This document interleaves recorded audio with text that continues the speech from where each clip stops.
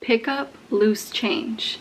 I know this is the oldest trick in the book, but it really worked for me. Back when I was 26 years old, I was on a mission to save as much money as possible and move out of my mom's apartment. So what I ended up doing, I had other ways to save, but one of the ways I tried to save for an entire year was I had this giant empty jar under my bed, and I gave myself an entire year of picking up loose change. Whatever change I found or came across, I would put in that jar. I'm talking loose change at like car washes, laundromats, my job. There would be like pennies and quarters, and no one ever picked it up. Obviously, I asked around if it was anybody's before taking it, and no one ever wanted it. No one claimed it. So I ended up just putting it in that giant jar. Another way that I received more change was I didn't have a credit card back then. The only credit cards that I had was Victoria's Secret and Kohl's, so store credit cards, which are the worst credit cards to ever get. Keep that in mind. But they ended up closing on their own because I refused to use them, and I just had my debit card, and then I would pay things in cash only back then, which really helped me stay focused on saving. So whatever change I received with cashing out at grocery stores, getting gas, I would put that change into that giant jar. The jar was about like this big, and within a year that giant jar was extremely heavy, and it was time to bring it to the bank. Once when you are done filling up your jar with loose change, you can always bring it to your bank and they will put it in a machine and it will count everything for you, and you can put it straight into your savings account. So with picking up loose change, whatever change I received when it came to cashing out at stores, all of that stuff that I used to do, and putting all of that change in that jar, it came out to $900 for 1 year of just picking up random change and just sticking with that. So I used it as like a temporary change piggy bank, if that makes any sense. It truly does work. You just have to be patient. So just keep that little way to save money in the back of your mind, because it will add up. If you work at a restaurant and you see loose change all the time, make sure to ask if it's anybody's before taking it. I personally have seen people throw change away, like pennies, dimes, nickels. I've seen people just throw it away, like cleaning out their wallet in the break room and just throwing out that loose change in the garbage. I'm telling you, you guys, I would grab a pair of gloves and I would go take out that change. I know it sounds nasty, but like, I can't believe some people throw money away like that, because it does add up. So I just wanted to put this in here, even though it's a really old saving hack. It does work, and I had a lot of fun with just putting change in that jar once a day, twice a week, 3 times a week, whenever you find change. It's really fun and very rewarding to see how much it adds up. It's a nice little guessing game for yourself. Hand wash some of your items while you take a shower.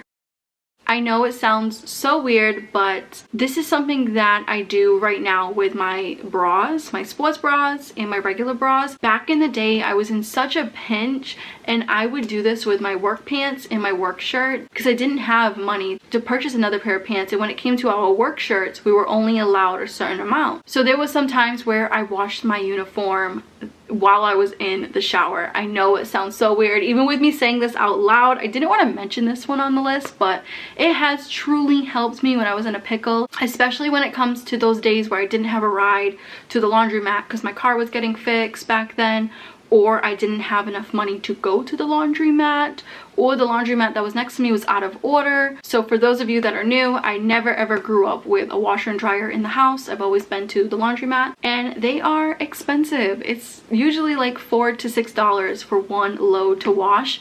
And don't forget, if you want to dry your clothes, and that's additional money. I think when I used to go, it was like $1.25 for 30 minutes, around there. But in this building, we don't have a washer and dryer in our unit. The washer and dryers are in the hallway. I've talked about this before, and I've also showed this process on my channel.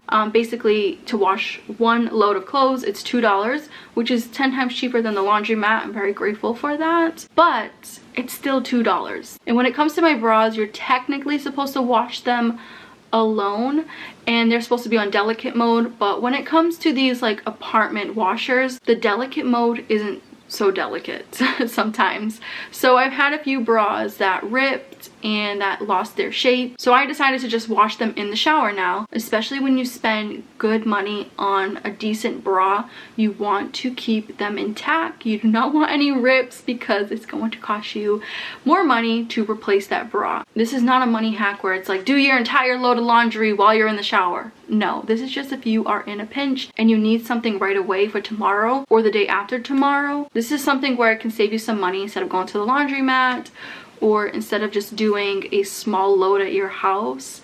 For me, when it comes to laundry, I try to only do laundry when we have a decent sized load. That way we're not wasting a ton of money with washing our clothes. So anyways, I do wash my bras while I take a shower, and it has truly saved me a ton of money, especially with me only owning 3 bras. So I own 2 regular bras and 1 sports bra. So with me working out every day with that 1 sports bra, I personally do not want to buy another one, because I know like when I do lose weight, I will lose a cup size or 2.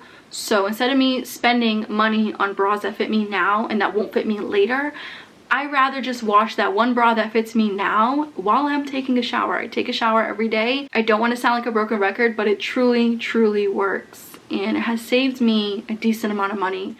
Call around before booking any kind of appointment.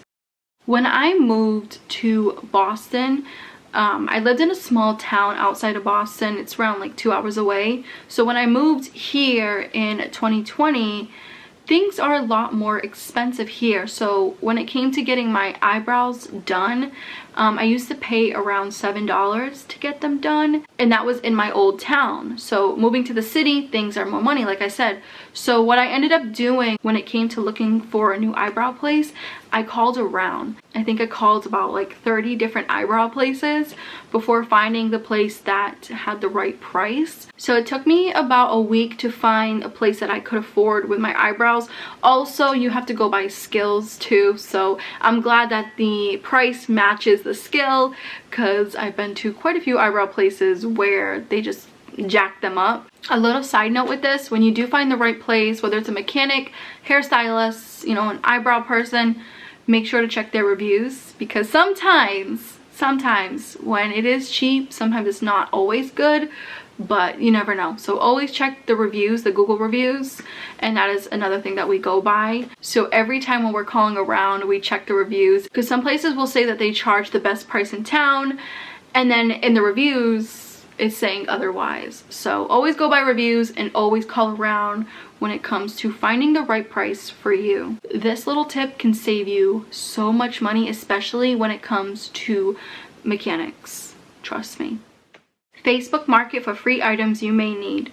This is something that we learned last summer on how valuable Facebook Market really is. So for those of you that are new here, my boyfriend owns a 3 tenement in my hometown, so it's 2 hours away from us. And with that 3 tenement, there's a first floor tenant. She's a permanent tenant, but with second and third floor, we decided to convert those to Airbnbs, a lot more income. And when it comes to Airbnbs, you need to fully furnish them. So that is the little downfall when it comes to having your own Airbnb, is furnishing the place, because it can get very pricey. So my boyfriend and I aren't really fans of Facebook, so he ended up making an account and just looking at the market, because we've heard such great things. And I kid you not, you guys, there is a free section within that Facebook Market. Obviously, be aware that there are some scams. Always keep that in your mind, that there are people that are trying to scam others. And also, don't go alone when you're picking up these items. My boyfriend and I always went together. And when it came to trying to find furniture, we found a lot of free furniture, such as like a free IKEA table. We found some free decor items. And another thing, we ended up purchasing a couch from someone on Facebook Market. And as we went to their place, they said, hey, we're moving, we're kind of in a pinch, do you guys just want everything else for free? It came with a free coffee table, it came with a free TV, like a 64-inch TV. So we got really lucky. Obviously that won't happen for everybody, but you never know with the Facebook Market. Like, I wish I knew about this when I had my first apartment. I would have saved myself thousands of dollars, especially with like purchasing something like this, purchasing a table. I could have got some of that stuff for free if I would have just looked on Facebook Market. Another thing that I seen when it came to Facebook Market is I seen some people taking some broken items and fixing them and then reselling them. So I thought that was pretty cool. If you are crafty with like reupholstering like furniture and stuff, there's some free items on there that need some loving, and you can make some extra cash that way too. So keep that in mind. Doing certain repairs yourself. So this is something that we have learned over and over again with certain home repairs. So when my boyfriend purchased his property, it was pretty banged up, and there was a lot of things that we needed to DIY because it was going to cost us thousands and thousands of dollars if we were to hire a professional. So when it came to switching out the ceiling lights, we took the fans down. There was like these giant dusty fans with like chandelier bulbs. I don't know how to describe it, but they were old-fashioned. Okay, remind you, his property was built in like 1918. Yeah, it had needed a lot of work done. So we ended up just looking up a YouTube video on how to take a fan down and how to put a recessed lighting, and we saved ourselves so much money instead of hiring an electrician to come in. Obviously certain things we had to hire someone a couple years back, such as the plumbing. Obviously like plumbing is kind of tricky, but when it came to the wires and stuff, my boyfriend figured it out just like that with simply Googling how to take a fan down, how to put recessed lighting in, and it saved him thousands and thousands of dollars. So before you call a professional, see if you can do it yourself, as long as it's safe. So do not do it yourself if it's not safe, like, I don't know, fixing your roof and you're afraid of heights. That might be something you shouldn't be doing.